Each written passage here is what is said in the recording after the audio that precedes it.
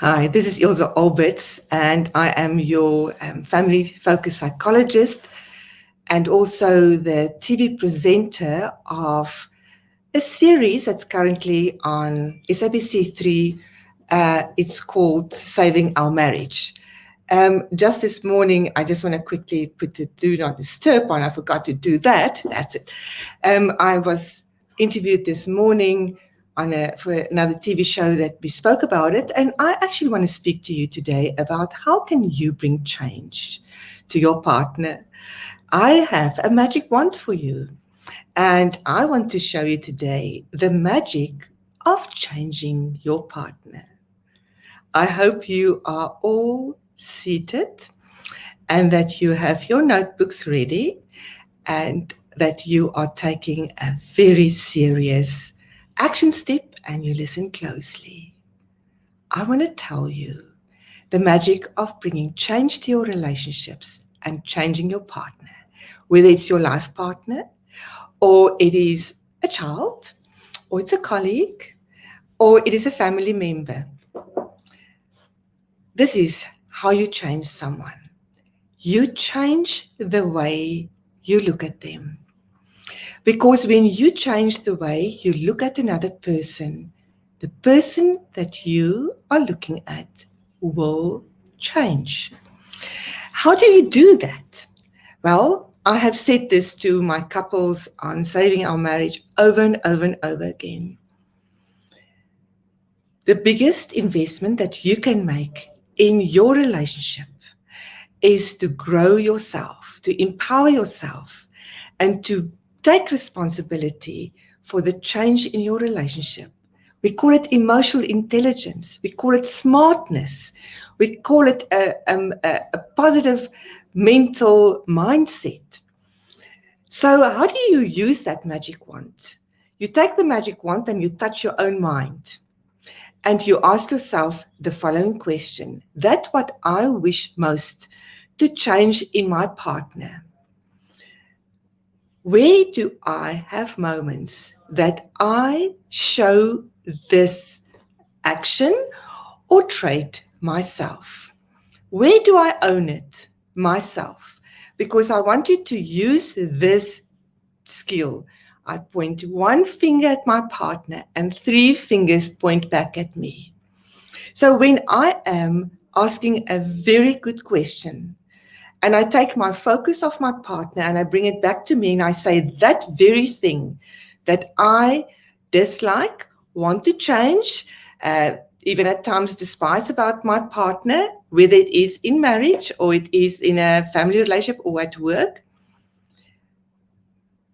where do I have moments that I display exactly the same in my own unique form? I'm going to give you an example. That I was working with a couple and she was pointing a finger at her husband and saying that he never shows her that he loves her. When I asked her, so how do you wish for him to show you that he loves you? She said, he must work harder and he must bring in more money. And I said, okay, so let's look at where do you see that you are not working harder and you're not bringing money into the relationship? Because are you the disempowered one that you want to just be at the receiving end and be the one that's receiving, being looked after? And I also ask her, so what are the ways that he's showing his love? Oh no, he likes to touch me a lot. He wants to hug me and give me kisses, and I really dislike that. I said, so how can you change your husband that he doesn't do that anymore? She said, I can't. I said, exactly. So what will be the benefits for you when you are responding to it when he gives you a hug or he wants to kiss you on your cheek? Instead of just giving him a dirty look and pulling away from him, how can you show him that it works for you and that you also like that? Because I want to say this again. When I try to change my partner is not going to change. I cannot change another human being. I can only change the way I am with that human being and how I look at this person. I want to recap for you. This is how you do it. You say, what am I pointing a finger at? What am I pointing a finger to my partner for? What is that I dislike and want to change about my partner? Now look at those 3 fingers pointing back at you. Where are moments that I display the same?